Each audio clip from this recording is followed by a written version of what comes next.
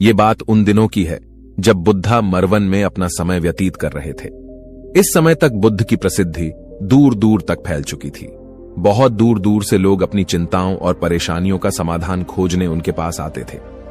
ऐसे ही एक दिन जब बुद्धा मरवन में अपने शिष्यों को प्रवचन दे रहे थे तो एक अधेड़ उम्र का व्यक्ति अपने 20-21 वर्ष के पुत्र को अपने साथ लिए बुद्ध की तरफ चला आ रहा था।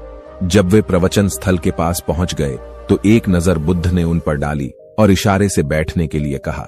जब प्रवचन समाप्त हो गया और सभी लोग वहां से चले गए तो बुद्ध ने उस व्यक्ति को अपने पास बुलाया और बैठने के लिए कहा। वहां चारों तरफ हरियाली छाई हुई थी। मौसम बहुत सुहाना था और तरह तरह के पक्षियों की आवाजें गूंज रही थीं। ऐसा नजारा देखकर उस व्यक्ति को अंदर से असीम शांति महसूस हो रही थी। इसके बाद बुद्ध ने उस व्यक्ति से आने का कारण पूछा तो इस पर व्यक्ति ने कहा, हे तथागत, मैं 2 दिन की लंबी यात्रा करके अपने पुत्र को आपसे मिलवाने लाया हूं। ये मेरा इकलौता पुत्र है और ये हर समय थका थका रहता है। ऐसा लगता है जैसे इसके अंदर कोई जान ही नहीं है, कोई प्राण ही नहीं है। इसका स्वभाव भी काफी चिड़चिड़ा हो गया है। अगर हम इससे कुछ भी कहते हैं तो यह हमारी छोटी छोटी बातों पर गुस्सा हो जाता है। इसके देखने की क्षमता भी उम्र से पहले ही कमजोर हो गई है और इसके बाल भी सफेद पड़ने लगे हैं। इतनी कम उम्र में इतनी बड़ी उम्र का लगना मुझे तो कुछ समझ नहीं आ रहा। इसके साथ हो क्या रहा है तथागत? मैं अपने पुत्र के स्वास्थ्य को लेकर बहुत चिंतित हूं। जब मैं अपने पुत्र को वैद्य जी के पास लेकर गया तो उन्होंने कुछ औषधि दी और कहा, अपने पुत्र को तनाव कम लेने के लिए कहो। वो अपने दिमाग में बहुत अधिक तनाव लेता है, इसलिए उसकी ऐसी हालत हो गई है। लेकिन मुझे उनके बहुत समझाने के बाद भी तनाव का मतलब समझ नहीं आया।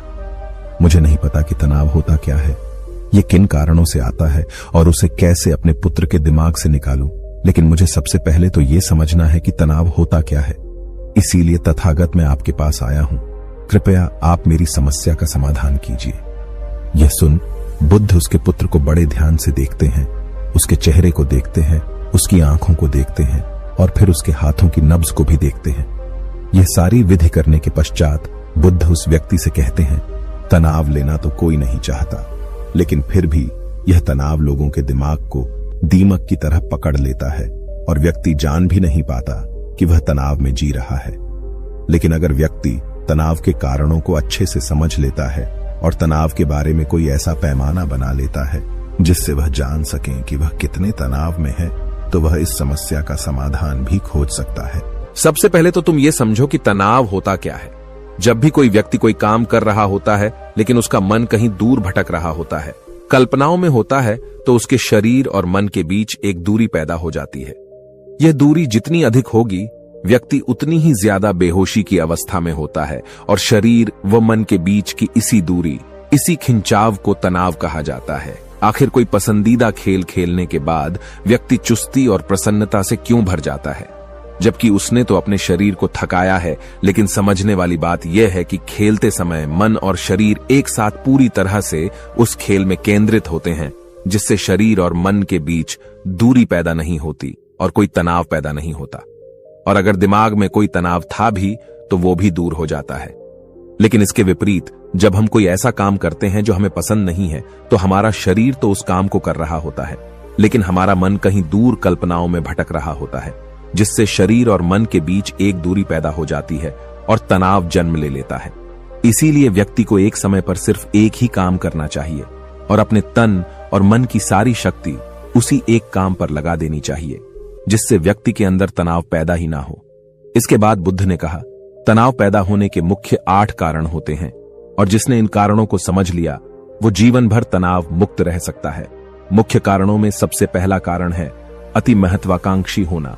महत्वाकांक्षी होना अच्छी बात है, लेकिन क्या कभी आपने इस बात पर ध्यान दिया है कि इंसान के लक्ष्य कभी पूरे ही नहीं होते? उसका एक लक्ष्य पूरा हुआ नहीं कि वह दूसरे की तरफ भागने लगता है, दूसरा पूरा हुआ तो तीसरे की तरफ, और इस तरीके से वो अपने लक्ष्यों को पाने के लिए जिंदगी भर गोल गोल घूमता रहता है। इसीलिए जो व्यक्ति अति महत्वाकांक्षी होता है, जिसने बड़े बड़े लक्ष्य बनाए होते हैं, वह वर्तमान में कभी रह ही नहीं पाता। उसका मन सदैव भविष्य की योजनाएं बनाने में ही व्यस्त रहता है। उसका शरीर तो वर्तमान में रहता है, लेकिन उसका मन भविष्य में ही लगा रहता है, जिससे मन और शरीर के बीच दूरी पैदा हो जाती है और वह तनाव भरी जिंदगी जीने लगता है। बुद्ध के मुंह से यह बात सुन उस लड़के ने कहा, हे बुद्ध, तो फिर इसका मतलब है कि हमें लक्ष्य नहीं बनाने चाहिए, क्योंकि लक्ष्य बनाना भी तो महत्वाकांक्षा ही है। इस पर बुद्ध ने कहा, जीवन में लक्ष्य बनाना कोई गलत बात नहीं है, लेकिन समस्या तब उत्पन्न होती है जब वो अपना पूरा ध्यान उस लक्ष्य से मिलने वाले परिणाम पर ही लगा देते हैं और उसके परिणाम की चिंता करते रहते हैं। व्यक्ति को वर्तमान में जीना आना चाहिए। आप लक्ष्य बनाइए और उस लक्ष्य की प्राप्ति के लिए कड़ी मेहनत करिए, लेकिन साथ ही साथ आपको इस बात का भी ज्ञान होना चाहिए कि आप अभी वर्तमान में जी रहे हैं और वर्तमान ही सत्य है। बुद्ध ने आगे कहा, तनाव का दूसरा सबसे बड़ा कारण है ईर्ष्या। जब व्यक्ति ईर्ष्या और जलन से भर जाता है तो उसका मन अंदर से सड़ने लगता है। ईर्ष्या एक आंतरिक घाव है। व्यक्ति के शरीर का घाव तो भर सकता है, लेकिन आंतरिक घाव यानी मन का घाव कभी नहीं भर सकता। इसीलिए व्यक्ति को दूसरे की खुशी और तरक्की से कभी ईर्ष्या नहीं करनी चाहिए, क्योंकि यह तनाव का कारण है। इसके बाद बुद्ध ने तनाव का अगला कारण बताते हुए कहा कि नापसंद काम करने से भी मन में तनाव पैदा होता है। जो काम करना हमें पसंद ही नहीं है, जिस काम में हमारी रुचि ही नहीं है, उस काम में हमारा मन लग ही नहीं पाएगा। हमारा शरीर तो वहीं बैठा रहेगा, लेकिन हमारा मन कल्पनाओं की उड़ान भरेगा, जिससे शरीर और मन के बीच दूरी पैदा हो जाती है और व्यक्ति तनावग्रस्त हो जाता है। इसीलिए इंसान को हमेशा अपनी रुचि के अनुसार ही कार्य करना चाहिए। अगर व्यक्ति ने यह पता कर लिया कि उसे कौन सा काम करना पसंद है और वो उसी काम को अपने जीवन का लक्ष्य बना लेता है, तो फिर वो काम उसके लिए काम नहीं बल्कि खेल बन जाता है। फिर बुद्ध ने कहा, तनाव का चौथा कारण होता है किसी दूसरे से अपेक्षाएं रखना। बुद्ध ने उस व्यक्ति की ओर इशारा करते हुए कहा, एक पिता होने के नाते तुम्हारी अपने पुत्र से बहुत सी अपेक्षाएं होंगी कि तुम्हारा पुत्र एक बहुत ही कामयाब इंसान बने, तुम्हारा नाम रोशन करे, जैसा तुम चाहते हो उस तरह का जीवन जिए, तुम्हारी हर बात माने। लेकिन क्या आज तक कभी किसी की सारी अपेक्षाएं पूरी हुई है? जब भी कोई व्यक्ति किसी दूसरे से कोई अपेक्षा रखने लगता है तो वो अनजाने में अपने लिए तनाव पैदा करने लगता है। जरा सोचो कि अगर तुम्हारा बेटा तुम्हारे अनुसार काम नहीं कर रहा और वो नहीं बन पा रहा जो तुम उसे बनाना चाहते हो, तो निश्चित रूप से तुम्हारे दिमाग को तनाव पकड़ लेगा। तुम तनाव से भरा जीवन जीना शुरू कर दोगे और इस तनाव के बस में आकर तुम ऐसा व्यवहार करोगे, ऐसी बातें करोगे कि तुम्हारा अपने पुत्र के साथ संबंध और भी खराब होता चला जाएगा। इसीलिए व्यक्ति को जितना हो सके उतनी कम अपेक्षाएं दूसरों से रखनी चाहिए, और अगर पूरी तरह से तनाव मुक्त रहना है तो दूसरों से अपेक्षा रखना ही बंद कर दो। इसके बाद बुद्ध ने कहा कि शारीरिक कष्ट भी इंसान के तनाव का एक कारण होता है। जब व्यक्ति किसी शारीरिक पीड़ा से गुजर रहा होता है तो उसका पूरा ध्यान बस अपने उस शारीरिक दर्द पर होता है और वो पूरे दिन बस उसी के बारे में सोचता रहता है, जिससे उसका मन दुख के विचारों से भर जाता है और ऐसी स्थिति में व्यक्ति तनावग्रस्त रहने लगता है। यह सुन उस व्यक्ति ने कहा कि हे बुद्ध, शारीरिक दुख तो किसी भी व्यक्ति को हो सकता है, तो फिर क्या व्यक्ति जीवन भर तनाव में ही जिएगा? इसका जवाब देते हुए बुद्ध ने कहा कि इंसान को यह बात समझनी चाहिए कि हमारा जीवन दुखों का आधार है। जैसे जैसे हमारा जीवन आगे बढ़ता है, इसमें दुख आते हैं, बीमारियां आती हैं और फिर अंत में मृत्यु भी आती है। तो बीमारियां इंसान के जीवन का अभिन्न अंग है, कोई इनसे बच नहीं सकता। बस किसी के जीवन में यह समय से पहले आ जाती है तो किसी के बाद में, पर आती सबको है। जब इंसान का मन इस बात को अच्छे से समझ लेगा तो फिर वह अपनी बीमारी के बारे में सोच सोचकर ज्यादा तनाव नहीं लेगा, क्योंकि यह हमारे जीवन का अभिन्न हिस्सा है और इसके लिए व्यक्ति को शारीरिक रूप से भी अभ्यास करते रहना चाहिए। अपने जीवन में व्यायाम और स्वस्थ जीवन शैली को भी जगह देनी चाहिए ताकि उसका शरीर लंबे समय तक निरोगी रहकर सही से काम कर सके। तनाव का अगला कारण होता है अपनी योजनाओं को समझने के लिए समय न देना।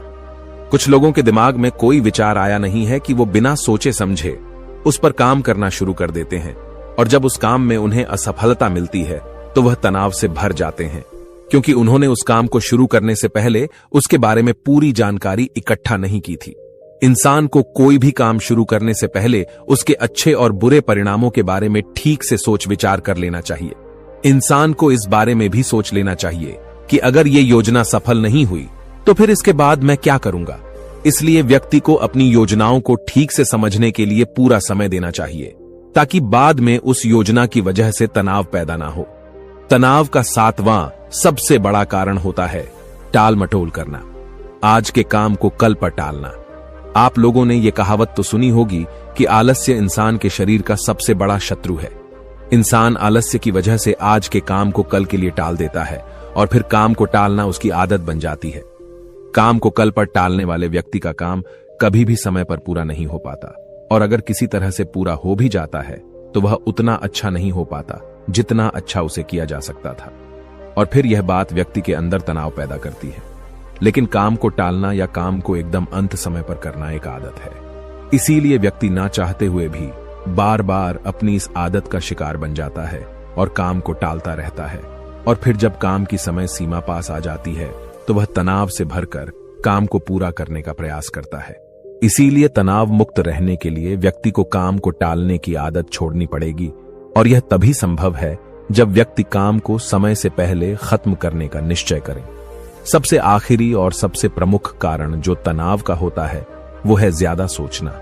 लगातार सोचते रहना भी एक बीमारी है, और यह उस व्यक्ति में सबसे ज्यादा पाई जाती है जो केवल कल्पनाएं करता है, जो अतीत की घटनाओं और भविष्य की बातों के बारे में सोचता रहता है, जो बेवजह के अनुमान लगाता रहता है।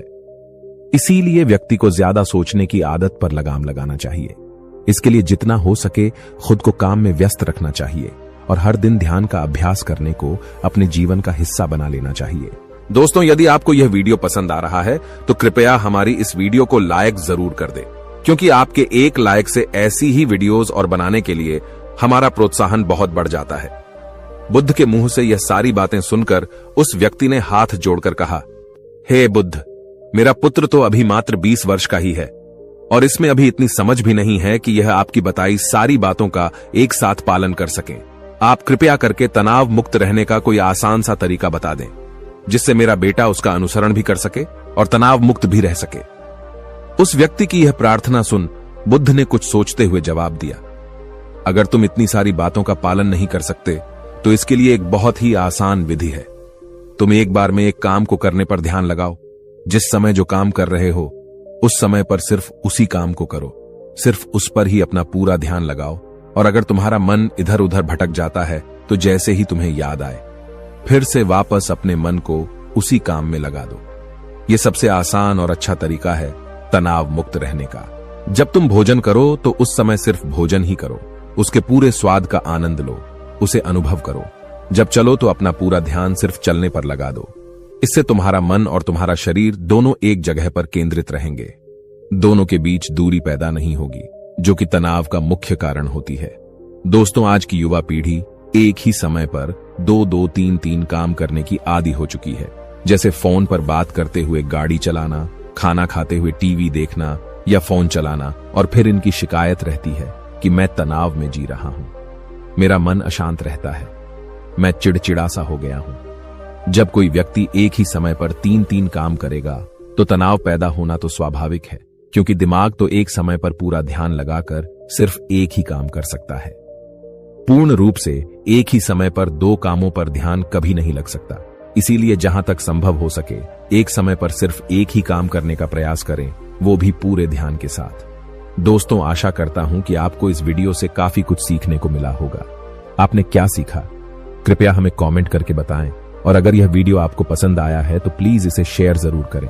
तो चलिए दोस्तों, फिर मिलते हैं अगली वीडियो में ऐसी ही एक नई और रोचक बुद्धा सम्यक वाणी के साथ। तब तक के लिए आप अपना ख्याल रखिए। धन्यवाद। नमो बुद्धाय।